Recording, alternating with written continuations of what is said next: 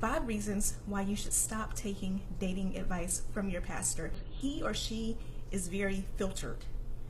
Here's the thing.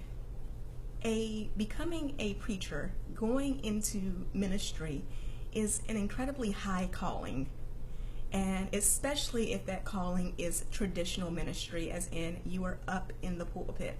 They cannot get deep on certain topics like dating and relationships. It's very hard for them to do that because they know that certain things that they say are going to offend people. Again, I grew up around preachers and I see it all the time. The fact that they will give certain advice in the pulpit, but there are certain things that they will never ever say to you unless they personally know you. Number 2, it's not in their zone. Pastors are supposed to lead a very diverse flock of people. They are supposed to be able to reach out to everyone, to have something for everyone. And because of that, they can't dig deep down into the mires of your particular dating situation. And I know some of you are going to say to me right now, but Keisha, the Bible is inspired. When a preacher gets a sermon from God, it is inspired, and 50 million people can listen to the same message or read the same verse and get something different out of it and come away with a different message from it. Very, very true. But at the same time, how often does it happen where you are just so completely touched that that message isn't just feel good or isn't just practical things that I should do this week, but is completely transformative? Pastors can't get down into the weeds like that. Number 3, the reason why you should stop listening to your pastor for dating advice is because your pastor does not know you. A lot of the women that I work with are fellow preachers' kids like me, or they are pew babies. They were born, they left the hospital, and their parents had them right up in somebody's Sunday school or right up in someone's Bible study. Because you have grown up in a church, you are used to presenting yourself in a certain way, and you can't allow people to get deep in. And because they can't get deep in, they can't really help your situation. I used to have people ask me all the time, Keisha, why are you still single? And I would respond with a phrase that I absolutely do not like hearing now. And that phrase is, oh, I'm waiting on my Boaz. And that is why I'm still single, because I'm just waiting for God to send the perfect man to me.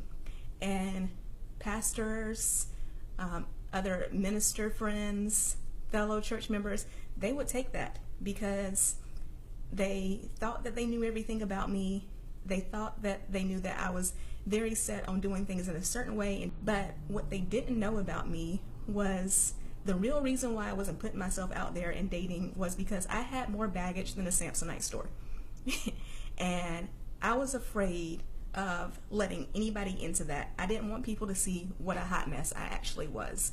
And even after I did the personal work on myself, I was still very much afraid to let somebody in because I didn't want them to know all of the past issues that I had dealt with. So it would have been incredibly hard for a pastor, even a pastor who knew me personally, to give me dating advice because he didn't know me. And that is what you need. You need someone who you are comfortable letting them get to know you. Which brings me to point number 4 for why you need to stop getting dating advice from your pastor, because you yourself are filtered. Please tell me if you would be willing to hand over your phone with the passcode to your pastor. You would be willing to let him or her read every single text message that you have ever sent, to check out your browser history and see what websites you go to look at your Facebook page, to look at your Twitter, your Instagram, whatever social network you are on, and go through all of it and just completely put yourself out there. You are filtered. So even if you find yourself in a position where you can actually be close to a pastor, where you can actually talk to him or her about your dating life, they're not going to be able to help you because you cannot completely let them in. Because you have grown up in church, you are used to presenting yourself a certain way, and you cannot do anything that goes against that. So the 5th reason for why you need to stop taking dating advice from your pastor, that the church is way too serious, and that can seriously mess up your chances of finding the right man, of becoming the cherished woman that you're meant to be. Can you relate to this? Going to a church service and, for example, having the audacity to go up to a man and take some initiative and talk to him, and having people look at you like you have lost your ever-loving mind, like you have become the next Jezebel for doing that. Can you relate to situations of you go on a date with someone and it goes well, so the two of you go on a few more dates and things are looking decent, so you take that person to church with you and you're just trying to get a feel for what their relationship with God is like. You're trying to see how they act in that atmosphere, and all of a sudden people are asking you, when are you getting married?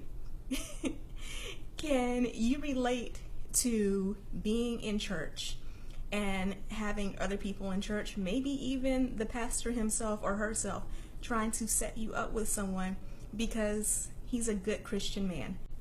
I see this happen so many times. It has happened in my life. It has happened in the lives of my clients, that someone in the church, maybe even a minister or a pastor, they get into this mode of, well, I want to see so-and-so happy in the church, and they're single, and this person is single, so I'm just going to hook these two single people up and encourage them to go together, and hopefully they will end up getting married and having babies and having the lovely, perfect Christian family that I know the both of them want. But what happens when the man that your pastor sets you up with or the minister sets you up with isn't interesting to you? What happens when the two of you have absolutely nothing in common? What happens when you're just not feeling it? I see this happen so often, that women get into these relationships that are absolutely terrible, not because the man is doing anything bad, but because they're not aligned with the relationship. This is not someone that they know that they are meant to be with, that this man may be a great husband, but he's somebody else's husband.